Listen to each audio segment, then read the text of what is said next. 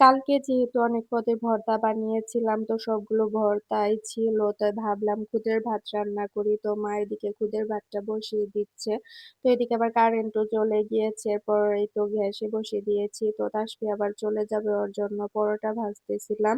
খেয়ে মাদ্রাসায় চলে যাবে। এরপরেই তো সবাই মিলে একসাথে নাস্তা করার পর আবার দুপুরের রান্নার আয়োজন করে নিয়েছি। আমি আর মা এখানে সবকিছুই কেটে বেছে ধুয়ে নিচ্ছিলাম। তো যেহেতু অনেকদিন পর ভাবছি আজকে চুলায় রান্না করব তো সবকিছুই আমি কেটে বেছে তারপরে রান্না করতে যাব। তো মা এদিকে আবার বলতেছিল যে ফ্রিজে একটা জাম্বুরা আছে তো ওইটাও বের করো আমি কেটে দেই। তুমি তো এটা খাবেই না। তো কি আর করার পরে মাকে বের করে দিলাম। পরে মা কেটে দেখে এটা একদমই ছোট।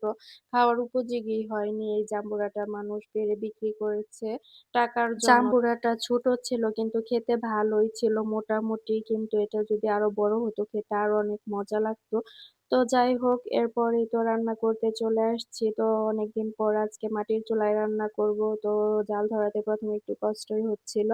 তো এরপরেই তো জালও ধরিয়ে নিলাম। এখন রান্না করে নেব একে একে। তো আজকে ছোট মাছ রান্না করব কাঁকরোল দিয়ে। এরপর কুমড়া ভাজি করব, করলা ভাজি করব।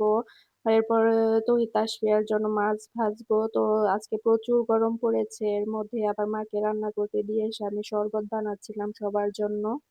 মা আবার এদিকে দেখি চাল ভাজতেছে। তো বলতেছে ওইদিন নাকি কাঁঠাল বিচির ছাতু অনেক মজা লেগেছে মার কাছে। তো আজকেও আবার কাঁঠাল বিচির ছাতু বানিয়ে দিতে বলতেছে। তো আমি মাকে বলছি আপনি সবকিছু আমাকে ভেজে দিন আমি ব্লেন্ডার করে দিতেছি। তো মা এখানে আমাকে সবকিছু রেডি করে দিতেছে দেখুন। এদিকে আবার ঝুম বৃষ্টি শুরু হচ্ছে, রোদও হচ্ছে, বৃষ্টিও হচ্ছে। আসলে বুঝতেই পারতেছে না যে রোদ হবে না বৃষ্টি হবে। তো কি আর করার, প্রচুর বৃষ্টি হচ্ছে রোদের মধ্যে। তো ছোটবেলায় যখন দেখতাম এভাবে রোদ বৃষ্টি একসাথে তখন ভাবতাম যে শিয়াল মামার বিয়ে হচ্ছে। তো সেটাই গল্প করতেছিলাম সবার সাথে। তো এরপরেই তো সবার জন্য ডাউলের বড়া বানালাম। তৌহিদ তাসফি আবার অনেকদিন ধরে তালের বড়া খেতে চাচ্ছিল। তো ওদের জন্য আবার তালের বড়া বানিয়ে নিলাম। তো এই গোলাটা আমি ফ্রিজে রেখে দিয়েছিলাম। এর আগে যখন বানিয়েছিলাম তখন কিছু গোলা বেশি হয়েছিল তো ওইটাই আমি ডিপে রেখে দিয়েছিলাম।